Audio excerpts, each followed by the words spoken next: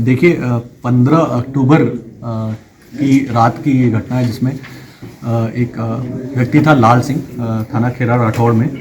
उसको सुबह जो है उसकी डेड बॉडी खेत पे मिली थी। इसमें जो इसकी पत्नी है भूरी देवी, इनके द्वारा बताया गया कि रात में अपने रखवाली के लिए सोए थे। सुबह जब बच्चों द्वारा इनको चाय और नाश्ते के लिए जब इनके पास गए तो देखा कि ये इनकी मृत शरीर पड़ा हुआ है, जिसमें सिर पे एक कुल्हाड़ी लगी हुई थी जो धंसी हुई थी। इसमें इनको तत्काल इनकी मृत्यु हो गई थी, जिसमें थाना खेरा राठौड़ पे अभियोग पंजीकृत किया गया था। और इसमें एसीपी बा गौरव के निर्देशन में और पर्यवेक्षण में इसकी विवेचना की जो अनावरण के लिए प्रयासरत थे।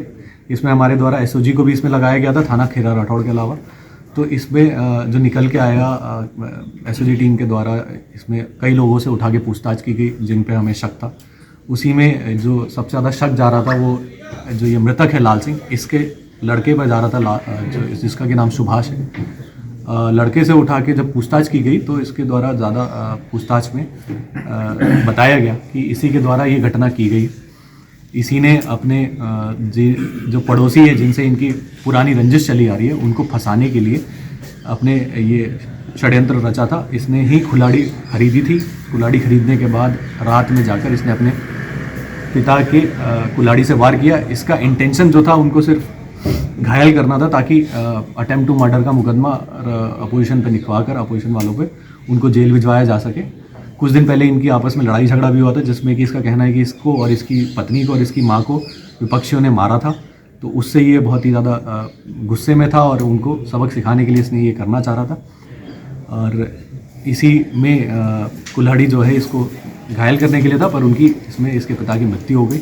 इसके द्वारा इस घटना को कबूल किया गया है। हमारे द्वारा साक्ष्य संकलन कर इसको आगे इस तरीके की कोई घटना इससे पहले भी करी अपने किसी परिजन को, किसी और को फंसाने के लिए इसने हानि पहुंचाई?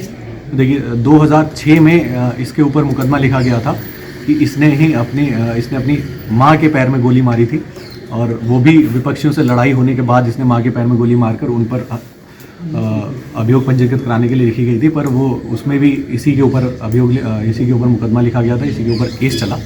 उस केस में ये बाद में कोर्ट से बरी हो गया। पर इसकी ये पूरी आम शोहरत थी और गांव में ये बुरी बात थी कि इसके द्वारा ही मारी गई थी वो गोली इसके माँ के पैर में भी।